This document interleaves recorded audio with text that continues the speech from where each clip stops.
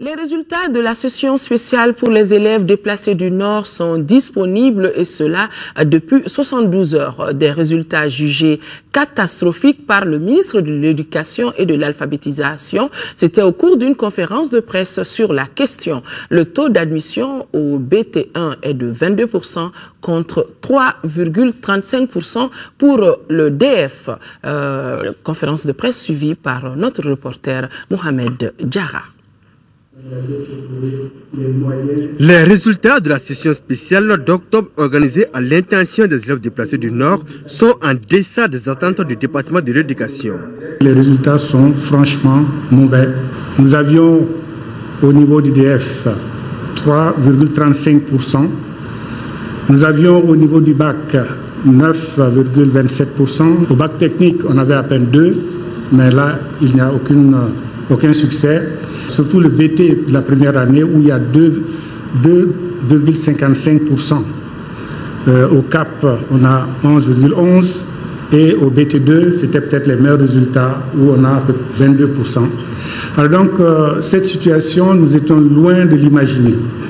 Et ce défi-là, nous devons le relever au niveau de notre système éducatif dans l'encadrement. Si ces résultats reflètent le niveau et la qualité du système éducatif malien, le ministre n'exclut pas l'hypothèse de traumatisme causé chez les élèves par les événements du Nord.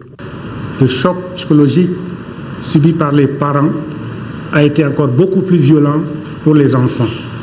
Et les cours qui ont été donnés, dispensés, les cours de rattrapage qui ont été aussi dispensés avec beaucoup de moyens, beaucoup d'engagement, n'ont malheureusement pas permis de sauver l'année pour la plupart de ces candidats. En un mot, il faut qu'on se rende compte que l'année était perdue. À des situations exceptionnelles, des mesures exceptionnelles. Le département avait pris le devant avec l'encouragement du Premier ministre, avec aussi le soutien de l'Assemblée, c'est de déclarer, disons, cette année comme ajournée pour tous les candidats du Nord, tous les élèves du Nord et tous ceux qui sont dans des situations similaires. Que faut-il en tirer comme conclusion? C'est que notre système éducatif a été fondamentalement affecté par la situation au nord du pays. S'agissant de l'orientation des élèves admis, le département a donné l'assurance que tous seront orientés. Le moins que l'on puisse dire, c'est que ces résultats sont en partie imputables à la mauvaise organisation de la session spéciale, notamment les conditions de transport et d'hébergement des élèves qui laissaient à désirer.